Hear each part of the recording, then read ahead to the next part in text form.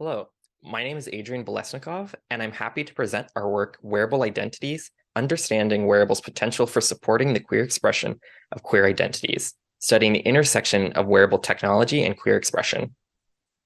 We found the motivation in investigating wearables for queer users stemming in two trends in research.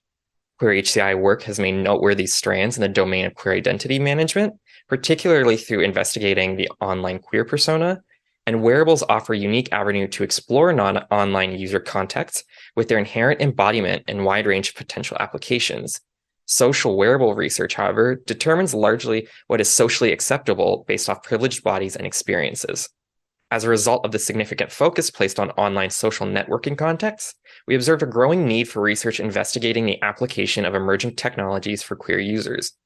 Particularly, we have identified a knowledge gap in the intersection of wearable technologies can be designed as technologies for queer identity management via expression. To achieve our goal of addressing these gaps, we pose the following research questions. How can body mapping as a research activity be used to generate new knowledge about the experiences of queer expression and wearable technology? What types of queer expressive wearables does the queer community envision? And how can wearables be designed to best support queer expression? To address these questions, we conducted a two-phase qualitative study exploring queer expressive practices and wearable technologies.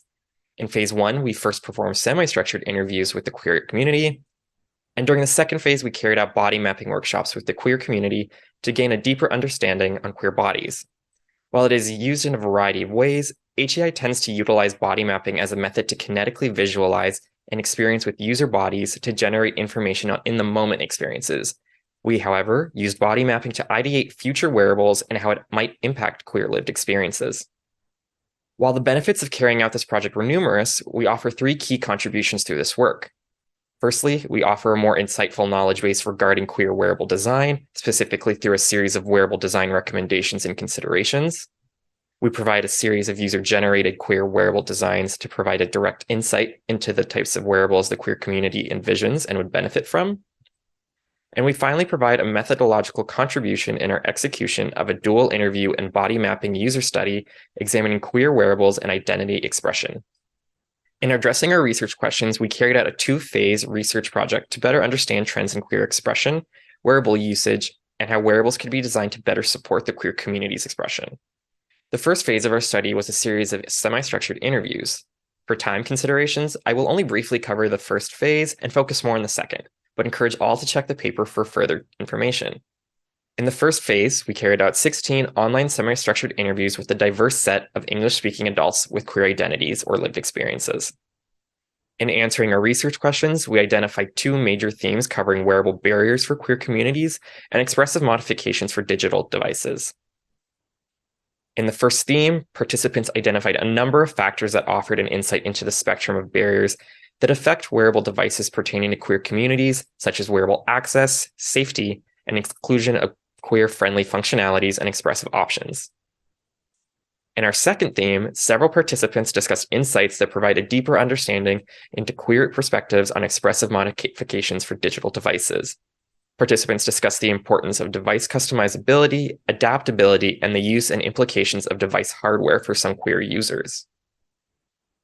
While the semi-structured interviews were helpful in providing a high-level understanding in the lived experiences of certain members of queer communities, we observed several barriers, particularly around ideation of wearables that would support the queer community and the connections between wearables and queer bodies.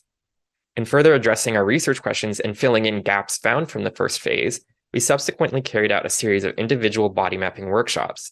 The following slides discuss the procedures and findings associated with this phase.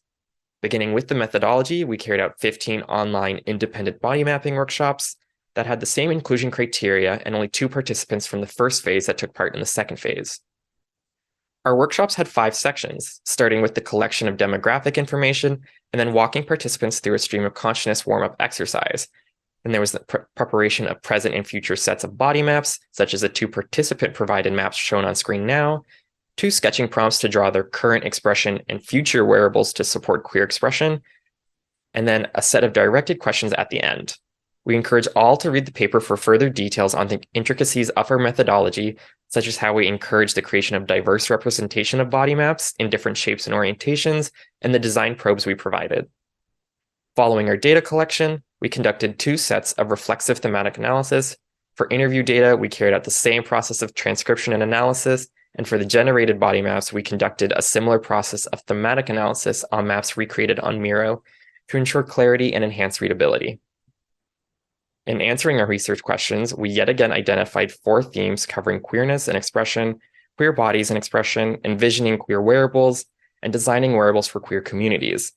Each theme was again broken down into several subcategories.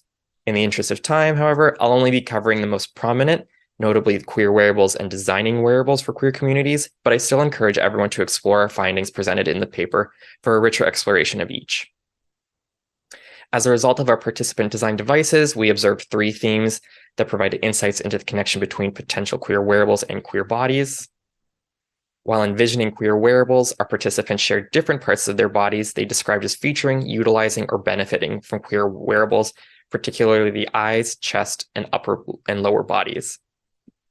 Participants discussed a variety of input and output techniques for queer wearables, both technological and biological. Output included clothing with changing displays and height-adjustable shoes. And biological output covered readjustments of the spine and chest using a binder-shaped vest, aesthetic customizations to the hair, and emotion-reflective tattoos. As a result of the body mapping activity and the prompts provided to participants, we observed a variety of user-generated designs for wearables to benefit queer users. We observed 4 themes of these devices. The most common style of designed wearable had the intention of heightening personal queer expression and communicating information to those around the wearer. Examples of devices were customizable and adaptive clothing, personal metric displays, and gender-affirming prosthetic clothing that would support devices like packers. Several devices were also designed with the intention of physically altering the user's body. These included exoskeletons and mechanical limbs, such as the map on the left, and binders and body shapers, such as on the map on the right. Managing queer health was an important topic for wearable devices. These included the device on the left of the screen, designed to be an in vitro fertilization belt, and the device on the right side, which shows a watch-style wearable that provides users with control and updates about their hormone levels. Finally, we observed wearables designed with the express intent of finding other queer individuals. These were all under the umbrella of queer community detecting wearables that would respond to others who had enabled a queer transmission signal. And following the discussion of our participant-generated designs, participants shared a variety of desirable device qualities, the most prominent ones being supporting lived experiences, balancing expression and visual presentation, supporting queer bodies, and focusing on functionality. We now provide a synthesis of our findings and methodology through several key discussions. Despite assumptions and the intended goal of designing for expression, many encouraged wearables to be designed with functionality as a priority. Participants stressed wanting devices that fit into their lifestyle and enhance their quality of life. We note the necessity of wearable components being easy to customize. Software and hardware alike must be easily changed to match the user's personal desires. The accessibility of wearable technology proved to be a key concern for queer communities. Devices must be easy to acquire, use, and customize. And finally, safety was an extremely vital concern for the use of wearables by participants, and we encourage designers of wearables for queer users to be transparent with their data policies and allow users to have as much control of the use, storage, and dissemination of their data. Despite commonly being used for exploring in-the-moment physical sensations, we also note the potential for our methodology, and body mapping in particular, as a queer research activity. To begin, we note how the body mapping activity was particularly useful in encouraging participant engagement. Several participants initially shared hesitancies to complete the activity. This proved not to be the case, as the average session lasted about 40 minutes, with each participant providing substantial commentaries. And we also note the methodological contribution of our research project.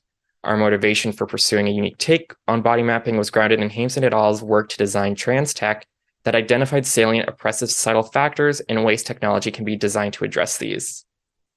And finally, I'd like to offer a brief glimpse into a couple limitations and future works that stem from the work. There's an opportunity to take the next logical step on our user-generated designs to begin prototyping. And our participant pool was diverse in comparison to similar works, but is still limited along demographic categories, namely race and trans histories.